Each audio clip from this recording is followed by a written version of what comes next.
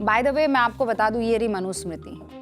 आप में से कभी किसी ने अगर ना देखी हो तो यही है वो मनुस्मृति जिसका बार बार जिक्र किया जाता है। और आप लोग एक बार इसे जरूर पढ़िएगा और याद रखिएगा, इतिहास के 10,000 साल पुराने पन्ने पलटना और फिर उसे आज की तारीख में इस्तेमाल करना तो केवल मनुस्मृति नहीं, फिर ऐसी बहुत से अलग अलग मजहब की बहुत सी स्मृतियां हैं जिसका जिक्र करने की हिम्मत फिर इन तमाम सियासतदानों में होनी चाहिए।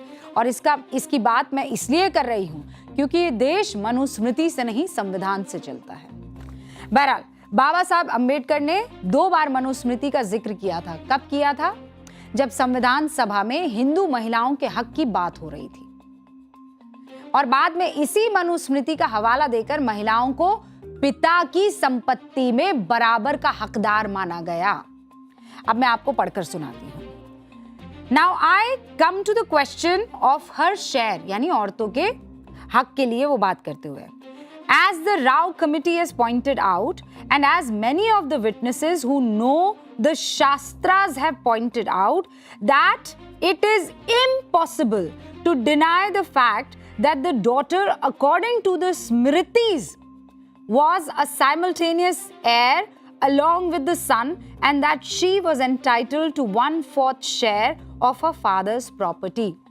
That has been accepted as a text from Yajnavalkya and also from Manu. ये ठीक है, doctor Baba Saheb Ambedkar writing and speeches, ये पन्ना में लेकर आई हूं और इसमें उन्होंने जिक्र किया है। जरा ये बता दीजिए आप, ये जो हरा वाला, ये देखिए, इसका स्नैपशॉट ले लीजिए। I once counted 137 smritis and I do not know why our ancient Brahmins were so occupied in writing smritis and why they did not spend their time doing something else. It is impossible to say, assuming that occupation was a paramount occupation of the day. ये तब की बात करें कि ब्राह्मणों ने सिर्फ इसी का जिक्र क्यों किया।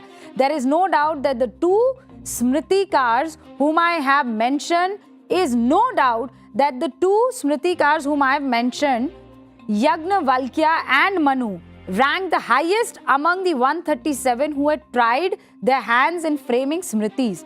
Both of them have stated that the daughter is entitled to 1/4 share. It is a pity that somehow, for some reason, customs has destroyed the efficacy of that text. Otherwise, the daughter would have been, on the basis of our own smritis, entitled to get 1/4 share. ये किस स्मृति का जिक्र हो रहा है और ये कौन कर रहा है? बाबा साहेब भीमराव अंबेडकर। 1950 में हिंदू कोड बिल पर बहस के दौरान बाबा साहेब अंबेडकर ने कहा, और अब मैं हिंदी में बता दी, इस तथ्य को झुटलाया नहीं जा सकता कि स्मृतियों में बेटियों को पिता के संपत्ति में बेटे के बराबर अधिकार मिला है। बेटियों के 1/4 हिस्से लेने का हक, उनको 1/4 हिस्सा लेने का हक उनको दिया गया है। इसे यज्ञवल्क्य और मनु दोनों स्मृति में माना गया है। यही आपने भी अभी देखा।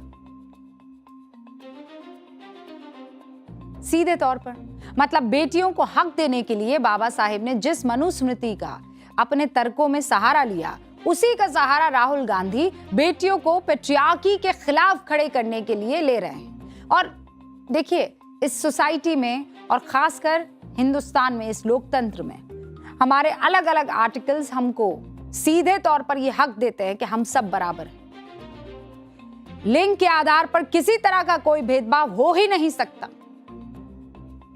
अब हमें लगा कि राहुल गांधी ने जब बेटियों के हक के लिए इतनी ताकत से आवाज बुलंद की है तो गारंटीड उनकी अपनी पार्टी ने सत्ता में महिलाओं को जो हक दिया होगा उसका कोई तोड़ ही नहीं होगा। भाई, इनकी दादी इंदिरा गांधी कद्दावर महिला थी, आयरन लेडी के तौर पर जानी जाती थी। इनकी माताजी सोनिया गांधी कद्दावर महिला, प्रियंका गांधी कद्दावर महिला। तो 3 तो मैंने आपको गिना दिए, तो यानी आंकड़ा अच्छा खासा होना चाहिए। हमने आंकड़े निकाले, आंकड़े जो दिखा रहे हैं कहानियां हुक्म, उससे जो नैरेटिव बन रहा है वो मैं आपके सामने छोड़ती हूं। और चलिए अब बोर्ड बाबू का रुख करके बताती हूँ आंकड़े क्या कहते हैं। चलिए प्रणाम कर दीजिए नोट बाबू को।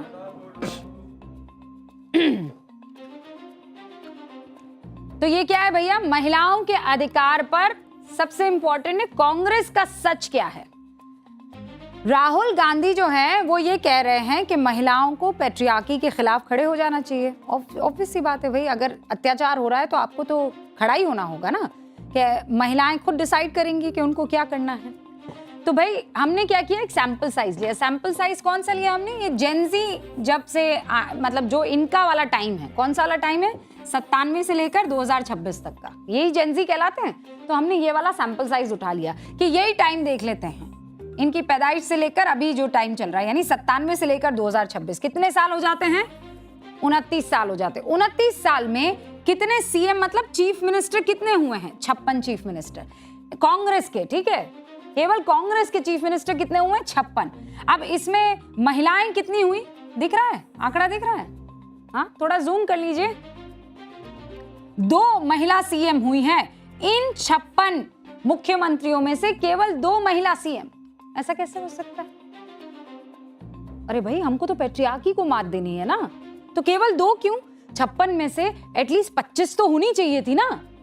या फिर उस वक्त महिलाएं इस काबिल नहीं थी कि आप उनको मुख्यमंत्री बना सके? प्रश्न पूछ रही हूं मैं, इसका जवाब दे। 2004 से 2014 तक केंद्र में किसकी सरकार थी, कांग्रेस की सरकार थी। सीसीएस में एक भी महिला नहीं थी। सीसीएस क्या है, जो वित्त मंत्रालय, गृह मंत्रालय, रक्षा मंत्रालय, ये जो इंपॉर्टेंट कैबिनेट मिनिस्ट्री होती है, ये 3-4 मिनिस्ट्री जो है ये बहुत महत्वपूर्ण होती है, ठीक है। Cabinet committee on security CCS को कहते हैं। तो उसमें एक भी महिला नहीं थी। ये मैं इस टाइम की बात बता रही हूँ, इंदिरा गांधी जब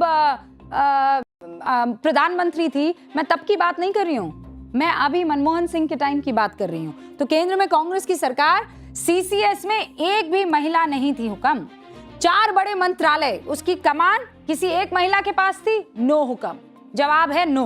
वित्त, विदेश, रक्षा, गृह मंत्रालय, एक भी महिला नहीं। फिर आप आ जाइए 2004, कैबिनेट में एक महिला मंत्री थी, सिर्फ एक, और वो कौन थी, याद कीजिए आप, मीरा कुमार, ठीक है।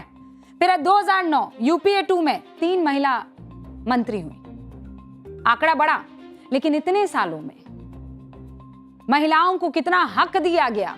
ये पैट्रियार्की के खिलाफ चलिए हम खड़े हो जाते हैं, ये राहुल जी की ही पार्टी है जिनका पूरा गणित आपके सामने रख रही है। और बाय द वे ये बता दूं, ऐसा कोई मुझसे ना कहे कि राहुल गांधी उस वक्त कहां इतना एक्टिव होंगे, भाई सांसद हुआ करते थे, तो ये ना कहें कोई। बिल्कुल क्लियर बात बता रही हूं। ये उस पार्टी के आंकड़े हैं जिसके नेता महिलाओं को सिस्टम तोड़ने की नसीहत दे रहे हैं, लेकिन खुद की पार्टी में कभी महिलाओं को बराबरी तो छोड़िए, मनुस्मृति में लिखी 1/4 हिस्सेदारी तक नहीं दी है। और इस पार्टी में एक महिला जो कांग्रेस के सबसे ताकतवर परिवार गांधी परिवार से आती थी, उनके साथ पता है आपने क्या हुआ और क्या किया गया है? किस महिला की बात कर रही हूं मैं? मेनका गांधी। जानते हैं मेनका गांधी को आप लोग? इंदिरा गांधी के छोटे बेटे संजय गांधी की पत्नी है। जब इंदिरा गांधी की मृत्यु हुई तो मेनका गांधी के खिलाफ नारे लगे थे। वरिष्ठ पत्रकार हैं कंचन गुप्ता, एक्स पर एक उन्होंने पोस्ट किया। क्या लिखते हैं? लिखते हैं, नारा था बेटी है सरदार की देश के। इस नारे का समर्थन कांग्रेस के बड़े बड़े नेता भी कर रहे थे, बकौल कंचन गुप्ता। जबकि मेनका गांधी के पिता मेजर जनरल त्रिलोचन सिंह आनंद, इस देश में सियासत की एक कड़वी सच्चाई है कि बेटियों को तब ही उत्तराधिकारी चुना गया जब बेटा नहीं था। राहुल गांधी अगर जेनजी के बीच ये कटु सत्य स्वीकार करते तो लगता कि बदलाव की बयार अब आ चुकी है, लेकिन नहीं। तो क्या राहुल गांधी एक सेलेक्टिव किताब का जिक्र करके सियासत चमकाने की कोशिश में लगे हैं? मकसद अगर साफ था, नियत अगर महिलाओं की आवाज बुलंद करने की थी, तो कथनी और करनी में फर्क नहीं होना चाहिए। हुक्म, चैरिटी बिगिंस एट होम। कथनी और करनी में फर्क हो तो समझ जाइए कुछ तो गड़बड़ है। ऐसे ही एक और नैरेटिव, और उस पर मेरा अगला चैप्टर है। देश में सब कुछ बिगड़ चुका है क्या, जैसा कॉकरोच जनता पार्टी के नुमाइंदे बताने की कोशिश कर रहे हैं? एक नैरेटिव गढ़ दिया गया है